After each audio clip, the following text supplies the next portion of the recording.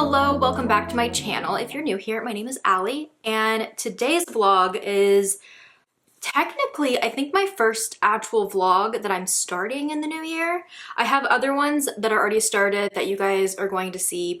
I am so far behind on everything, so it is what it is, but I'm still participating in this year's Winterween. This is hosted by Gabby from Gabby Reads. Go check her out. I'm sure you already have, but if not, she is tagged below. Every year, Gabby hosts not only her book club, the book troupe, but she also does two different readathons.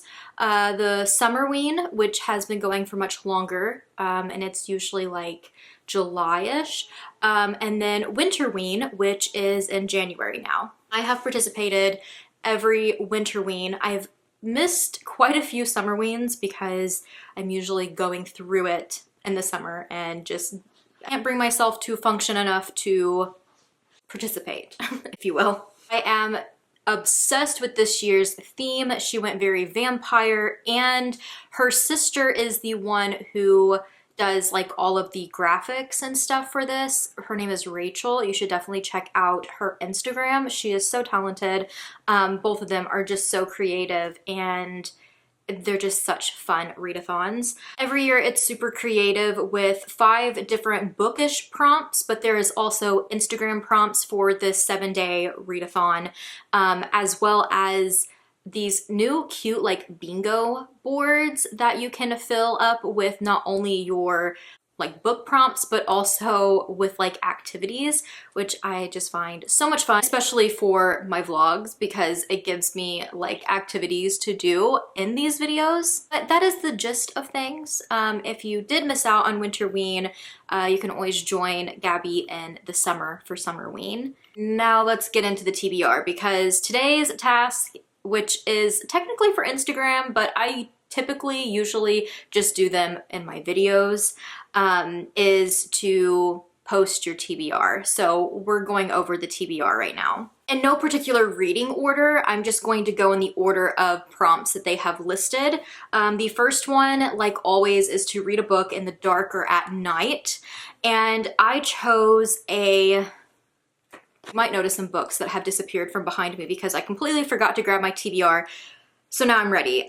For my pick for at dark or at night, this honestly was the last book that I picked for this readathon, but it works out because it is for a book club, and it is a short little novella that I borrowed from my library. This is The Bayou by Arden Powell.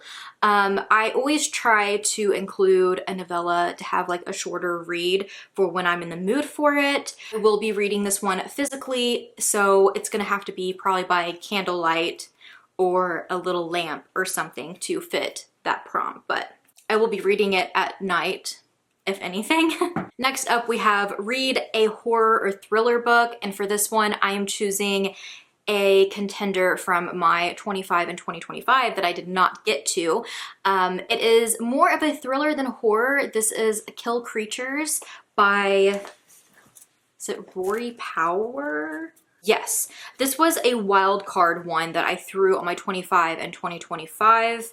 And it sounds really exciting and fun, and I only have the audiobook for this one, so since I had a rather busy start of my Winterween today, I did begin with this one, so we'll talk about it in a minute. Next up is read a book with red on the cover or blood. I did choose to go with the red cover versus blood. Since we are in the middle of winter, there's talks of snow and just endless coldness. I always am in the mood to pick up or watch Misery.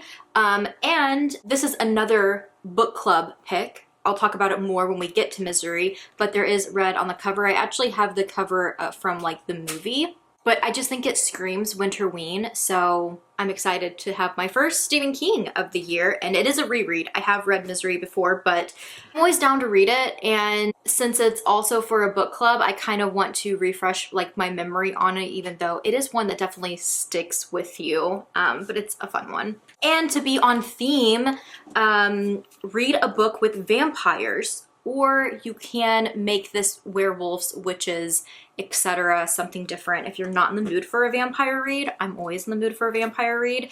And this was actually going to be the book I picked for the next prompt because the next one is a 2025 release that you didn't get to. So it's perfect. It was already going to be in my TBR. It just happens to fall into this prompt better. And that's Coffin Moon by Keith Rosson. I have not read from Keith Rosson, but I've heard incredible, amazing things from the horror community. So I am so excited to get into this fun vampire book.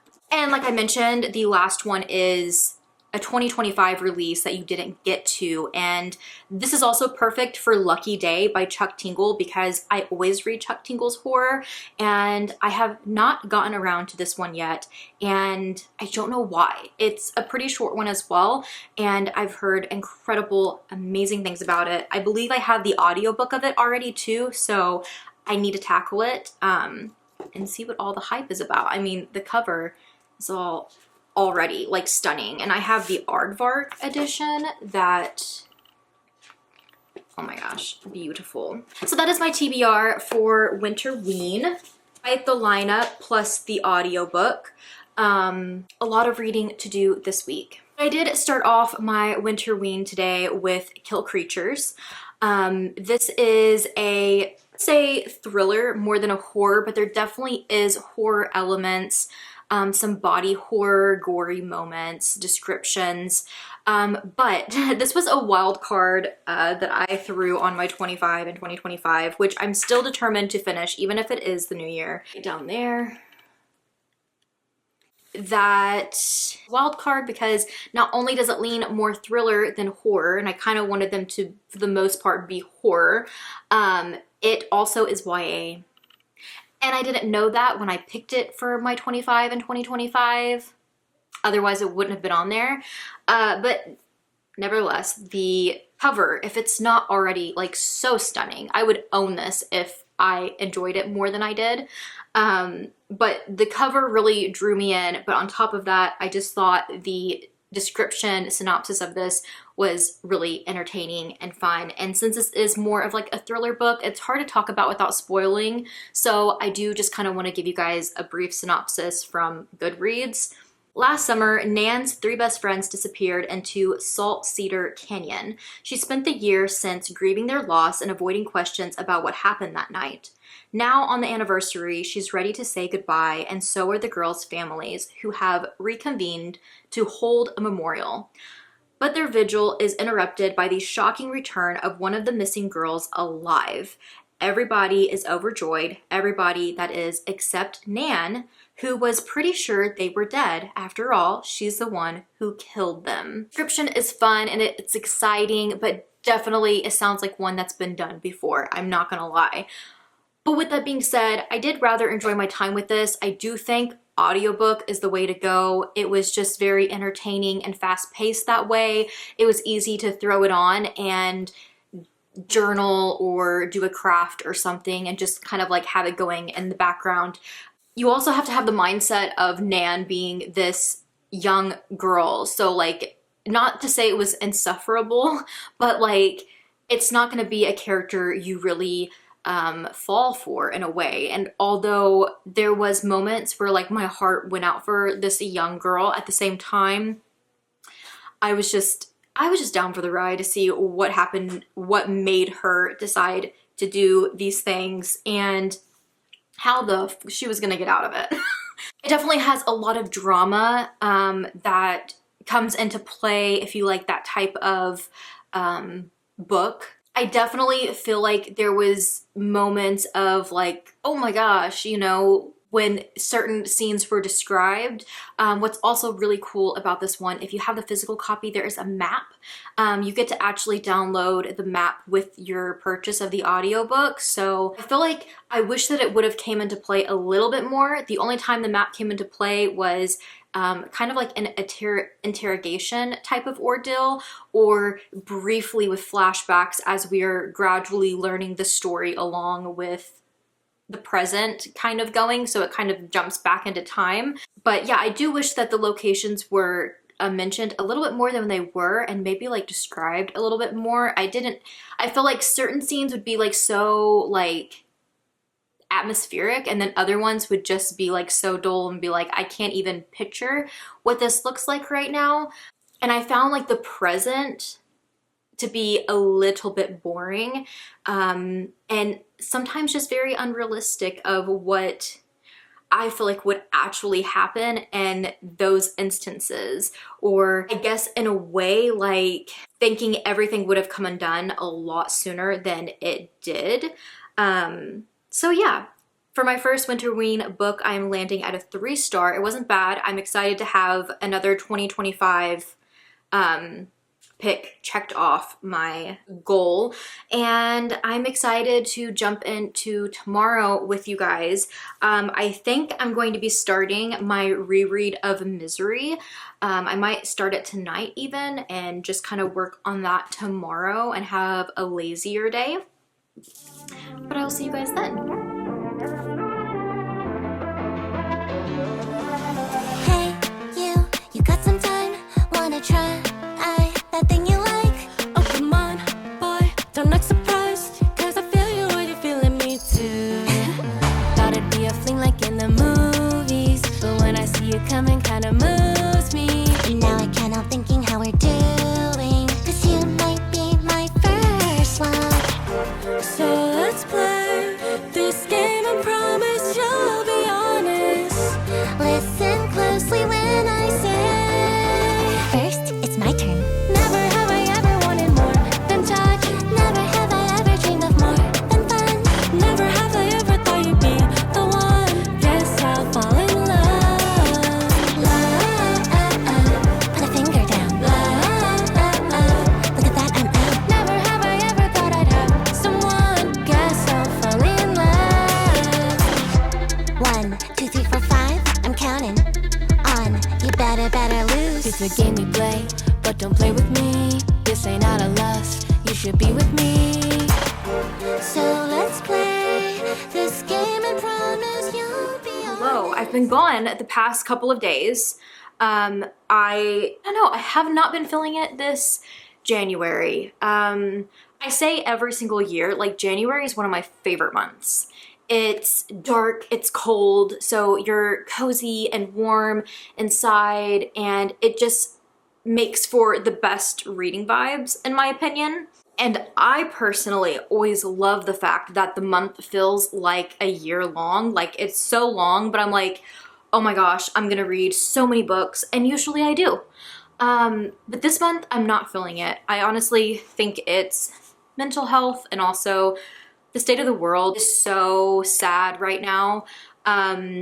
It's just so brutal and unbelievable at this point that this is 2026, and this is the things that are going on, and the fact that there's still people who just turn a blind eye to it and just think that this is okay is ridiculous. My heart goes out to everybody dealing with the bullshit, and fuck ICE. I hate to be on here, and I hate to be a whiny little baby about, oh, I'm not reading a lot, and my mental health is bad, and blah, blah, blah, blah, blah, because so many people are going through the most horrible thing that you can imagine, and it just makes me feel so small and just so, like, pointless, too, because it's just, the whole ordeal is just a mental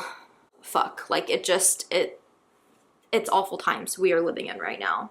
So if I seem kind of out of it for this vlog, or upcoming vlogs, that is why. My heart is just breaking for everybody, like, going through this shit, and it feels like there's no end, and like you literally can't do enough to help the situation. You just feel so helpless. So shitty segue into, I guess, a little recap of the last couple of days. I've tried to just slow down. I've tried to just take my time, I guess, with reads. I did start Misery on day 2, I think. I'm still working on it. Since it's a reread, I kind of feel like I'm taking my time on it a little bit more. But I will be continuing it today. I'm hoping to finish it today. And then maybe filling the prompt of watching a scary movie tonight, because that's on my bingo board. And I thought about just putting on Misery, a classic. I love the movie just as much as the book, so yeah.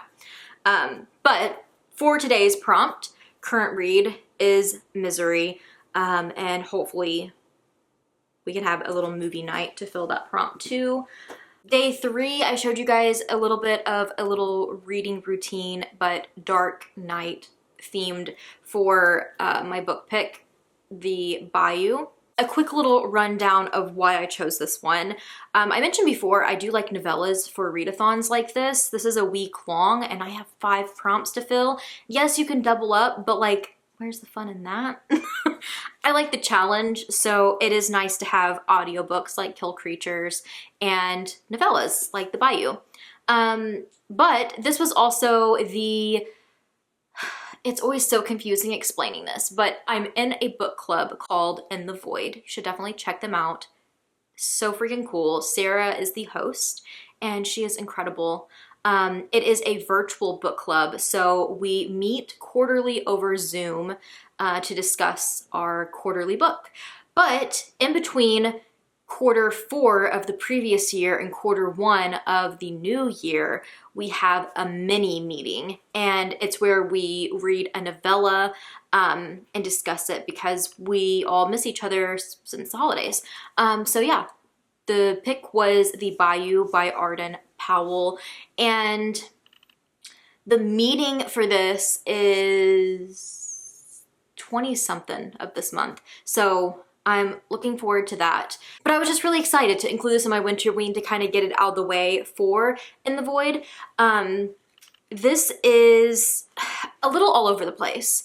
There's a lot going on in this, and I feel like with it being a novella, I don't know where to start or how to wrap my brain around this. I definitely think that this is a good one for a book club pick because there is so much to talk about in such a small book, but I don't know how this is gonna land for a lot of people.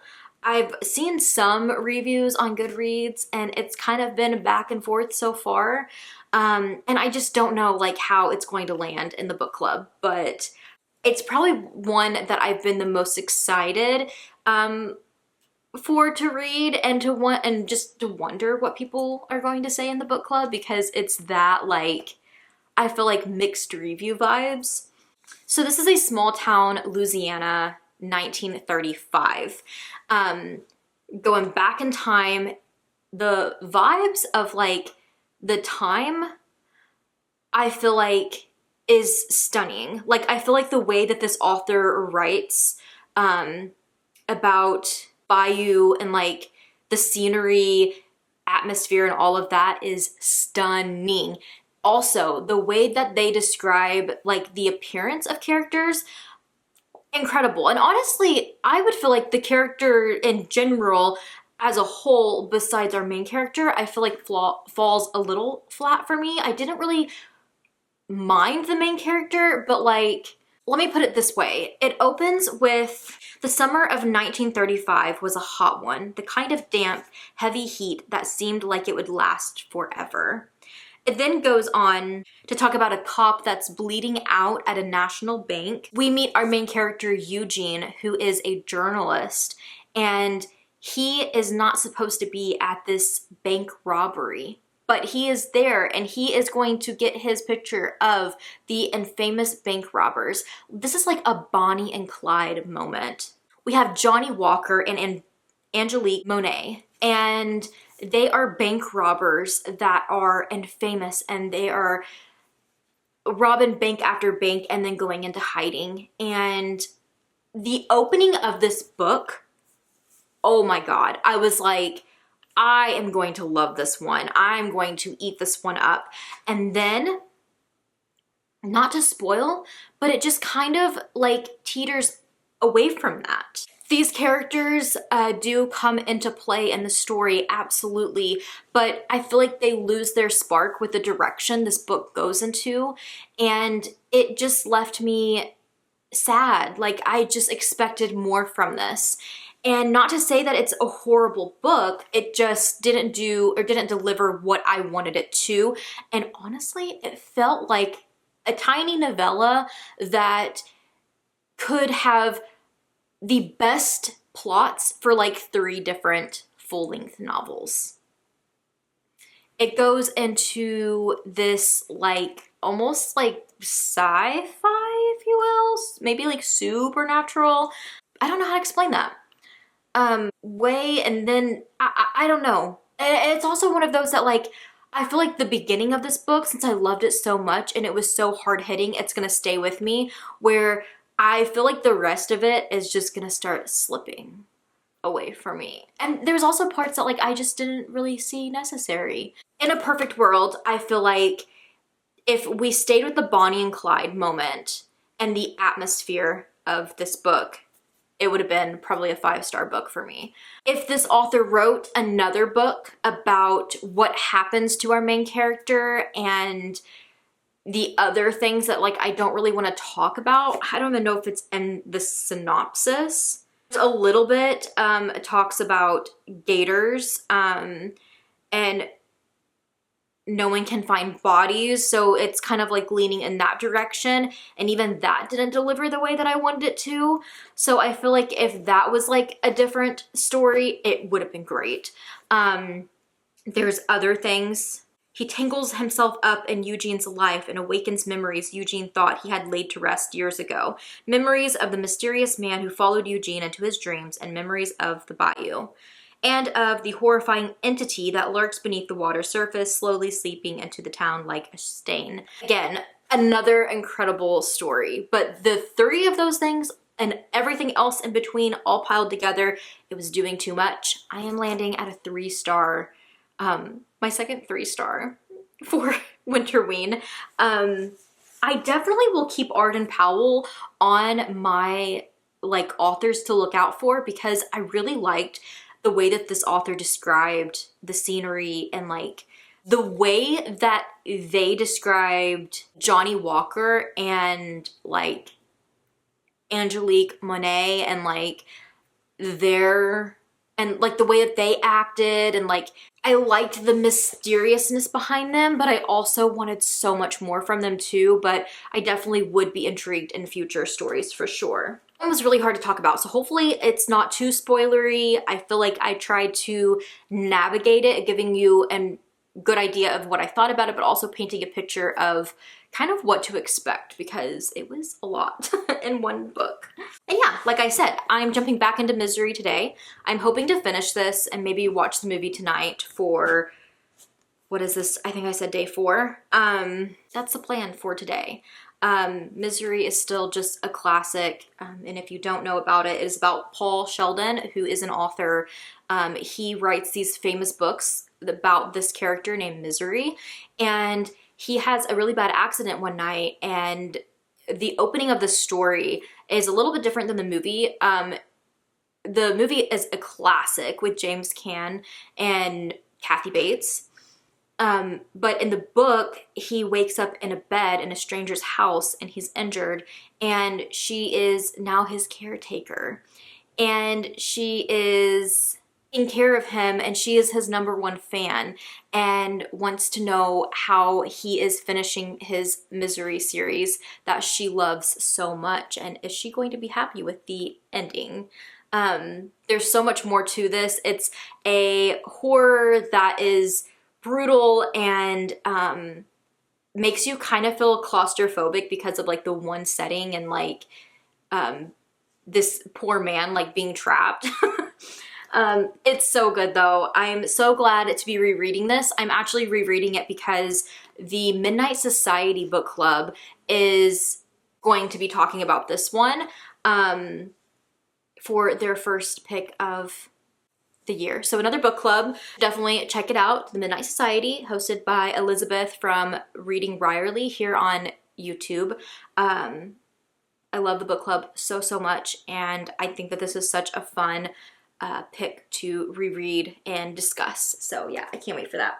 But besides that, I am going to work on that and hopefully see you guys tomorrow. Listen closely when I say, Now it's your turn. never have I ever wanted more than touch. Never have I ever dreamed of more than fun. Never have I ever thought you'd be the one. Guess I'll fall in love. Put a finger So I down. did in fact finish Misery. This is one of the copies that I have. I really want to get my hands on the new retro edition. I've been contemplating the fact that like I already have a couple of like the new editions, and I wasn't a huge fan of the previous like new editions. That I think this time around will be when I start like recollecting the new ones. And yeah, I think I want the full collection of like the retro editions from Stephen King. And I want to say Misery was in the batch of like the newest ones, but I think they're only like releasing 3 every so often, which is nice to give my wallet a break. But yeah, I'll throw up it on the screen for you guys. It is so cool.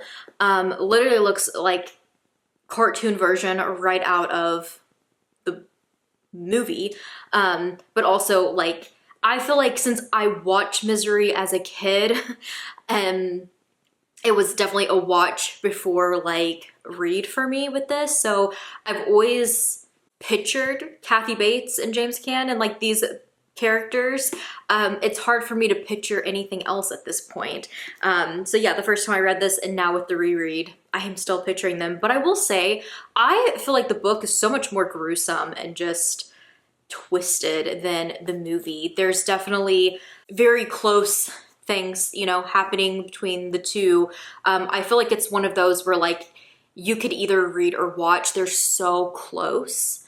But I just have such an amazing time reading this. It's become one of my favorites from Stephen King, for it being such an like isolated like setting, and honestly not being one of his like longer ones either. I feel like it's not as rambly, so I feel like people who don't appreciate the rambling will appreciate this one and its length and just, you know, what it delivers on. But yeah, it's a little bit more gory and gruesome, and she's terrifying. And it's crazy to say that because I feel like Kathy Bates like plays the character like so well that she's terrifying. But oh my gosh, Annie in the book, it's like next level. But anyways, I'm excited. I don't know if I'm gonna be like present when the live goes up for the Midnight Society, but if not, I will tune in later and watch it. One of my goals this year is to try to get better about showing up to live shows, but it just doesn't always happen. And a lot of the time, I'm not even busy. I just completely slips my mind. And even if I set reminders, even if I write it in my planner and I see it first thing in that morning, by the time the live hits, I've already forgotten. And usually my notifications don't even go off, so yeah, it is what it is. Misery's rating stays at a 5-star. I love it. I am quickly losing daylight. But today, you guys, the prompt was to, I believe, post a picture of your vampire, werewolf, witches, etc. Themed book. And so I did take some pictures of the stunning cover of Coffin Moon. And I started this last night. We did in our watch of Misery, so I did check off the scary movie, although we are wanting in the next couple of nights. I don't know about tonight, but maybe tomorrow night. I still haven't watched from the same creators of Talk to Me. I think it's called Bring Her Back, if I'm not mistaken. It's been a movie on my radar for a while, and I really want to get to it. So, yeah, that is the plans. But last night I started this, and then throughout today I've been working on it and finally finished it. I will say this read so fast. Sorry if you hear my cats. They're literally playing with the blinds. Yeah, it read so fast. I was able to get the audiobook through Everend so that I could listen to it, you know, when I was doing things around the house and at when I went to parent pickup and all of that. So I did choose this one. This is the first book that made it on my TBR list because I had seen the prompt, a book you didn't get to, from 2025. The distractions today are wild and I apologize. But yeah, this was going to be my pick for that. And then I seen that another prompt was, you know, the vampire pick. And I was like, this is all themed around vampires. I have to have a vampire pick. And just so happened to work out for both of those prompts that I was like, I'll use the other one for something else. So this was my vampire pick, and there is vampires in Coffin Moon. This is my first from Keith Rosson, and this is in the winter of 1975, Portland, Oregon. It's all sleet and neon. Dwayne Miner is back home after a tour in Vietnam, a bartender just trying to stay sober. He is living above the bar with his wife and this girl that he's taken in who is his niece and he is adopted. We learn that he has something from his past that's dark and that his in-laws or maybe just the mother-in-law helped him in some type of capacity. She knows the secret of his that he has kept from their daughter, and she has helped him kind of like get on his feet, and they own the bar, so yeah, he works for them. And he notices some like weird things going on at the bar. Like, it feels very much like a mobster book. You have like these rough biker guys that seem to be up to no good, and he is trying to put a stop to it because it is his family's business. And without going into a spoilery type of ordeal, I love the line in the synopsis that says, "Then a vampire walks into his bar and ruins his life." John Varley, a killer who sleeps during the day beneath loose drifts of earth and grows teeth in the light of the moon. Varley brutally retaliates by murdering Heidi, Miner's wife, leaving Miner broken with guilt, and Julia, the niece, filled with rage. And the rest of the story is almost kind of like road trip style, like vampire hunter vibe, very action-packed and just at the same time like heartbreaking and rage and so many different emotions. I don't know how to feel about it.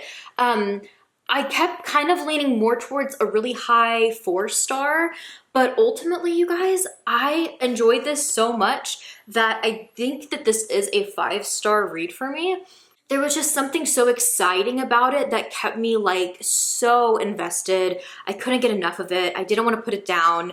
And yeah, I just had like the best time with it. And this just felt like Winterween vibes too. So I just think it was like the perfect book for this readathon. And funny enough, earlier this week, I missed, of course I missed it, the live of the reading sprints. And Jan was reading this and she wasn't having the best time with it. So I was kind of nervous going into it after hearing her thoughts. But you guys, I actually really, really enjoyed it. And I think it's just kind of like the overall pacing. I kind of did get like the bro dude vibes with the writing, but I feel like it kind of worked to make this a little bit more gritty of a time. And like, I am losing you guys completely. So don't mind my like horrid lighting. This is my laptop. So, yeah, I think I'm landing at 5 stars. I don't think it's like one of my like top 5-star books, but I don't think I can give this a 4-star. I feel like I was just so invested and like entertained the entire time. And it was kind of refreshing to have a book that has vampires and isn't so much like rooted into any type of romantasy, and like also having more of like the action and the bits of a vampire that is still so entertaining and intriguing and like having like this type of allure to them, but also like, I don't know, I'm a sucker, pun intended, for vampire books. And I just love hearing other or like different authors like takes on vampires and their characteristics and all of that kind of stuff too. So that was fun navigating this. I will say one of my downfalls was yes, there was things that were very wintry. Yes, there were things that kind of seemed more like 1975, but I do wish writing style wise, and maybe it is physically reading it, maybe those moments I just listened with the audiobook, but I do wish that the vibes were a little bit more heavier on the winter, a little bit more heavier in what decade this is set in. But besides that, I had just such a great time with this. And the audiobook was absolutely phenomenal as well. So yeah, check it out if you haven't yet. I'm excited to pick up some more from Keith as well. With that being said, you guys, I have been trying to work on my journal, setting up my 2026 journal, and I kind of want to make a spread for Winterween. I don't know if it's going to make it into this vlog or not, but I definitely am trying to get a kickstart on my journal because it's just been sitting there rotting. And so I also checked off another bingo for this book, but also I pulled up my old Halloween playlist from, I think it was a couple years ago. I will have it linked because I don't have it privated, but it's just a music playlist here on YouTube. I definitely need to add to it, but it does have some Halloween-ish bops to it. So I was listening to that earlier when I journaled. So I did check off the Halloween playlist as well. And I have just been so productive the last like day and a half-ish because I have already started my next book, which is going to be my last, yeah, which is wild already. But yeah, Chuck Tingle's Lucky Day. I will talk to you guys more about it tomorrow, or possibly even the last day. I think I might savor this one because I'm currently reading another book for a different video too. So yeah, I will probably come back and talk to you guys about this one when I have more daylight and yeah, not just a hot mess. But I am rather enjoying this so far. And I also have the audiobook for this one. Before I forget, it's narrated by Mara Wilson, which is really cool. And so yeah, I think I'm really going to like this. And I think it's like the perfect one to like wrap this up because I still have 2 days left and I know I can easily fly through this in the last 2 days. So I will check in with you guys tomorrow or the final day of Winterween. Look at that, I'm out. Never have I ever thought I'd have someone that's all falling in love. You make it easy to be me. I hope you feel the same. So I say, never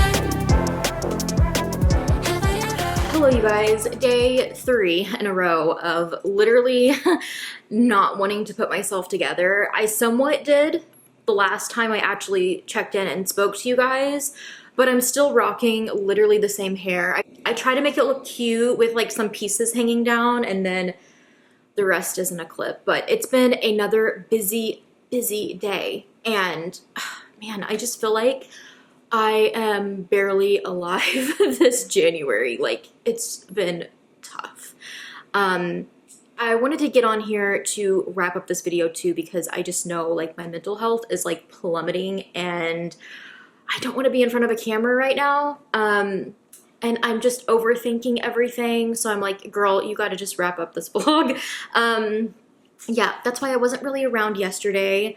I did wrap up my reading, so there's a plus. I didn't get as much journaling as I wanted to get done, but I did. I'm pretty sure I crossed off everything on my bingo. Before we jump into those stats, let's talk about Lucky Day by Chuck Tingle. This was amazing.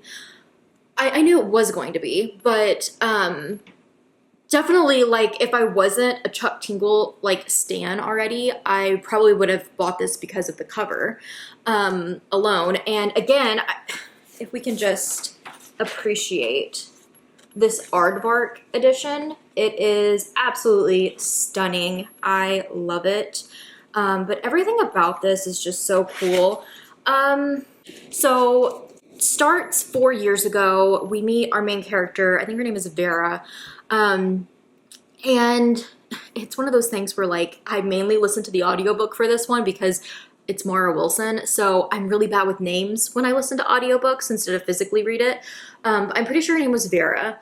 And she works in like statistics. And the whole point of this book is talking about statistics as far as like what's deemed lucky and what's unlucky, and what are like the, again, like the statistics, like what are the chances, what are the odds, what are the percentage of, you know, this happening. So it really heavily reminded me of like the Final Destination movies, and I love that aspect so much. So like 4 years ago, Vera, like this crazy, just like intense thing happens. And it's one of those things where it's just like, that would never happen, but it happens. And it changes kind of like the trajectory of like her life and like how she views things, because she's somebody who is so like gung-ho on like statistics, and like she's not somebody that's gonna like estimate something. She's gonna be like, no, it's gonna happen or it's not gonna happen. And when the opposite thing happens, it kind of messes with her. It's such a fun time, and it's such a short book that it's one of those that like you don't want to talk too heavily about because it will just spoil so much of this. There's more that comes into play, and I had like another reference that I wanted to mention that this book reminded me of, but I feel like it would take a little bit of the enjoyment away for you to get it in the end. It does go very sci-fi like, and I don't know, I just had such a great time with it.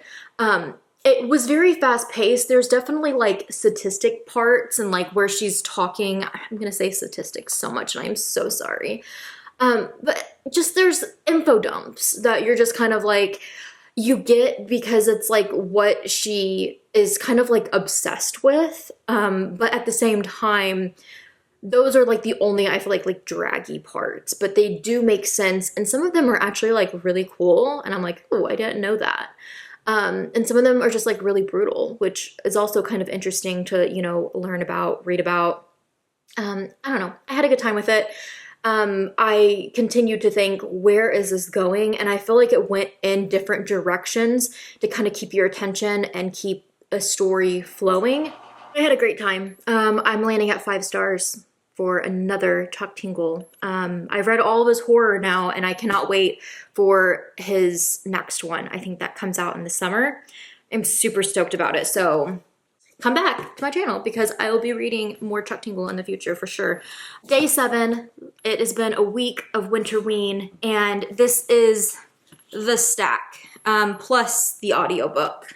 I ended up reading 5 books for 5 prompts. Super stoked about that. And I had a really good time with so many of these. I think I had 2 3 stars and 3 5 stars. That's insane. So yeah, you guys will have to let me know if you participated in Winterween. What was your stack? What did you read for the week?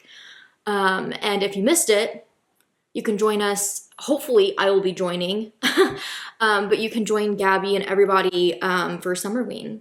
So stay tuned for that. Besides that, it was a rather fun readathon. Props to Gabby for always throwing the best ones. I think I cleared everything on my bingo board, which is really exciting. And oh, I watched another scary movie last night. Bring Her Back is wild. It is so sad. Like, I don't know. It's one of those movies that like messes you up so bad that, I mean, I was like crying and I was like, this is a good movie, but I'm never watching it again. It was so sad, but I am so intrigued to see like what they do next because I really enjoyed both Talk to Me and Bring Her Back. Very different vibes for sure. Phenomenal actors and just like actors you don't really see or hear about, and they just did a phenomenal job with it, and I was losing my mind watching it. But definitely check your triggers because it is a sad one. But with that being said, I'm gonna send you guys off. It was a great Winterween. My cats are attacking my blinds in the living room and I can hear it. I appreciate you guys for watching. Thank you so much if you did and stuck through. If you read any of these, let me know what you think. And maybe you have some good recommendations for me. But thank you so much for tuning in, and I will see you in the next one. Guess I'll fall in